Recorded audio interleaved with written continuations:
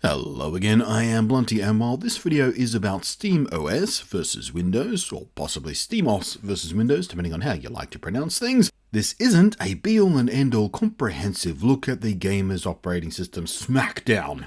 There's already a few really good detailed breakdowns on SteamOS and how it faces off against Windows when it comes to gaming rigs. What this video is, however, is a look at the two operating systems and how they're performing on the lower-end gaming PC rig I just built based on a Steam Machine clone parts list I put together a few weeks back. For those who haven't seen the parts list videos or the build log vids for this system, well, firstly, you should check them out, if only for the crazy-ass case I put them in. Seriously, it looks beastie. Also worth a look if you're checking out my other videos. If you're on the Steam train, as it were, is my deep dig at the Steam controller. But back to the point of this video, and for those of you who haven't seen the other videos, the relevant components for gaming performance are a Skylake i3-6100 CPU, featuring 2 raging cores and hyper-throbbing, a Gigabyte OC Edition GeForce GTX 950 graphics card, 16GB of middle-of-the-road 2566 speed DDR4 RAM, and each operating system is installed on an identical 1TB 5200 RPM WD Blue SSHD hybrid drive with an 8GB SSD built in to kick them up a notch. And on the MS side, I'm running Windows 7 because 8.1 is pure garbage and 10 is a creepy nest of repugnant micro-sleaze spyware. And in all tests, the games are running from the same drive as the operating system itself is running from to match the common single drive setups for most of the affordably priced off-the-shelf Steam machines out there. And finally, all games are asked to run at 1080p. There'll be no console-style compromises here, down to 900p, thank you very much. So, dick length measured and cup size appraised, let's get to the real world realities. We'll start with boot time. Now, I was expecting a very clear victory for SteamOS here, as Windows is kind of well known to be a bit piggish booting from slower mechanical hard drives, and SteamOS in theory should be much lighter weight. But, in fact, boot time was essentially identical. I suppose if you accounted for the time to also boot the Steam client from within Windows, then SteamOS would have a very slight advantage of a few extra seconds, but yeah, we'll call it a push. SteamOS's interface is more or less identical to the big picture mode you can pop into from the Windows client, so we'll call that a push for TV distance usability also. However, it's selection where Windows starts pulling out ahead.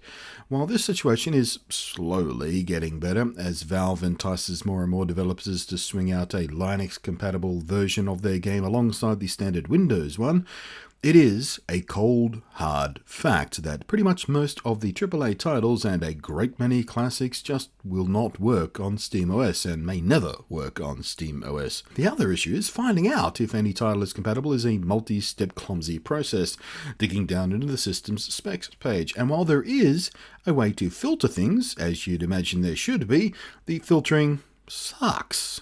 I found the checkbox in SteamOS that was supposed to limit the store to only showing you titles that would actually be compatible with the SteamOS you're running on right now. Only it didn't work. Like, not at all. It is utterly and completely broken. It is a useless checkbox. It does literally nothing. That's a very basic bit of functionality here just to have not work. Also utterly broken was the sound. At least 80% of the time I'd get no sound at all over HDMI. Sometimes it'd work, most of the time it didn't, or worse, it would just do some sort of clicky noise thing. I could fix it by dropping all the way back to the Linux desktop, which is an option you can do, and manually re-switching the sound options around, then playing a test tone. That would finally make the HDMI sound work, but within a minute or two it'd fail again. And according to the Googling I did, this is a known issue apparently, which Valve just haven't fixed. But this alone makes SteamOS useless for me. You can't use it like this. You can't play games with no sound or annoying clicky sound. You just can't. And yes, I googled for solutions, and in typical Linux fashion, the only way to fix it is to dive into the command line and enter a bunch of obscure commands and installing third-party patches and programs from God knows who from some nondescript file repository. And yes, I know, there's a pocket of Linux nerds out there getting their pea-soaked panties in a twist about me saying all this, furiously typing comments about how it's all so simple to fix, and I'm sure it is, if you're comfortable with the Linux command line, or are just willing to blindly trust some random dude in a forum somewhere and start obediently copying in commands you don't actually fully understand into your machine's console. And that is the point here, my friends. SteamOS is supposed to offer a console-like experience. Plug and play. It's supposed to make PC gaming accessible and easy and simple in the living room. That is precisely its only reason for existing. And it's this kind of garbage that is not in line with that console-like user-friendly philosophy. Command lines? Really? No! So, the usability is crap, the hardware compatibility is crap apparently, the range of compatible game titles is crap. So how about the all-important gaming performance comparisons for the games that are playable here? Well, many of you may have already seen posts about the ARSTECHNIA article that was posted and reposted and summarized and oversimplified and shared ad nauseum back in November, which, at least under their testing procedures, showed that Windows handily outperformed SteamOS by a fairly predictable margin. The games clambering on top of Microsoft's DirectX behemoth easily ran better and at higher frame rates on otherwise identical hardware than SteamOS equivalents, but for some reason they were testing on hardware 2 years out of date, which was bizarre. So in my own tests on this rig, which is new and up to date, albeit lower end hardware, how did things go? Well, pretty much the same, actually, though my own library of games offered only a few that were SteamOS compatible for me to compare directly. I did get a decent cross-section going. Except, I didn't find the consistency that ARSTECHNIA did. Certainly not the seemingly roughly consistent difference in frame rates that they got in their little charts and things. In things like CSGO and Portal, there were differences, yeah, but both performed well above the frame rates that even the snobbiest would deem playable, so there's no point dwelling on exactly what the FPS difference was. I'm a real-world kind of guy, so as long as the game is comfortably playable, we're not going to sweat the pissing contest stuff. Serious Sam 3 was a complete mess under SteamOS, only becoming remotely playable once I dumped all of the quality options down to their lowest possible settings. Meanwhile, in Windows, under Ultra settings, aside from the CPU, which I popped down to medium because it is only a dual core with hyperthreading, it still ran far better than SteamOS dumbed down to the lower settings. Massive difference there.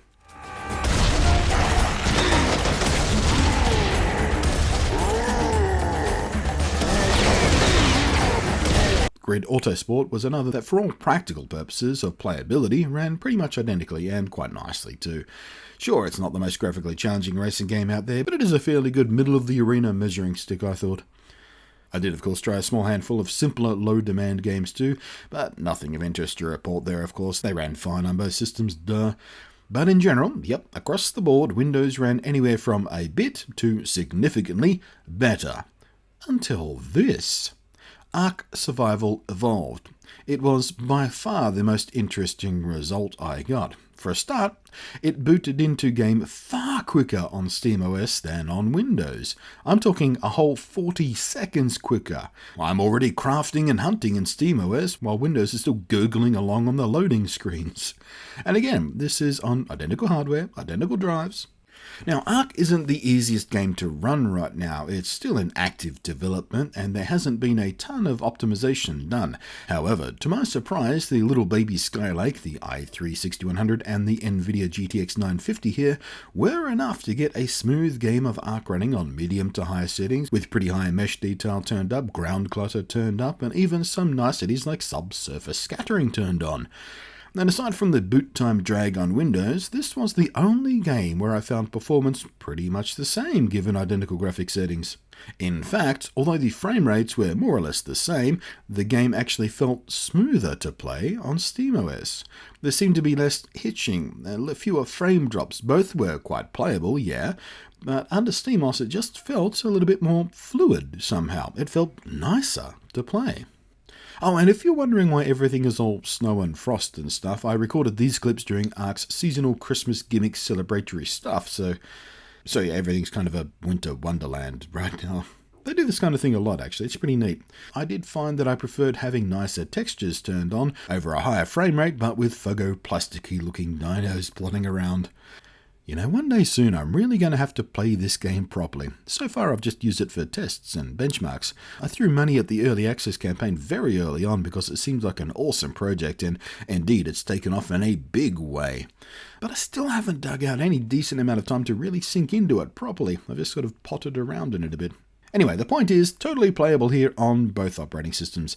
And again, it is the only example I've found where SteamOS didn't take a dump on its performance. So, verdict time. Windows versus SteamOS. Windows wins easily. The games perform better. There are more games to choose from on a Windows machine. All new AAA titles will be Windows compatible by default, and only some of them will have SteamOS versions, if you're lucky. And for me, at least, SteamOS's audio is completely foobarred into unusability. The screenshot function is completely balked and only generates this stupid garbage for some reason. Oh yeah, and while I can totally use NVIDIA's GeForce Share inbuilt game recording function in Windows, SteamOS's NVIDIA drivers are super dirt basic and don't do any of the super cool shit that GeForce Experience does under Windows. Recording, screenshot editing, and uploading, YouTube and Twitch integration for streaming and uploads, none of that happens in Linux. And that's a big deal for me. I record gameplay stuff all the time, and with NVIDIA's sweet-ass recording functionality is not something I'm very eager at all to sacrifice.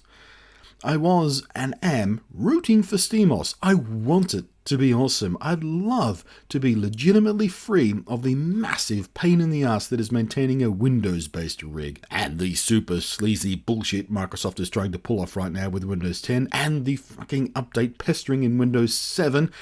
It all makes my goddamn skin crawl. I would love for Valve to just stomp on Microsoft's neck, just a little bit. But right now, I feel like I hate SteamOS. It's kind of a mess. And for now, that means Windows is still a necessary evil for anyone taking PC gaming even mildly seriously. I will be keeping SteamOS installed on this machine, and I'll keep it updated, and I'll check back in on it fairly regularly and watch it inevitably get better and better. So, fingers crossed on the SteamOS Linux-based future of PC gaming, huh? There is, though, right now, no question at all of what I'll be defaulting this machine to boot into. It's going to be Windows. So there you go. Please chime in the comments with your experiences with SteamOS. Are you running it on custom hardware like I am? Are you running it with an off-the-shelf unit like Alienware's Steam Machine or something like that, or Zotac or Gigabyte's Brick Systems or something like that? Tell me how you're going with it. In the next vid, we'll be sticking to Windows and throwing a whole bunch more games at this new rig I've built to see how an i3-based system copes with life as a AAA gaming rig.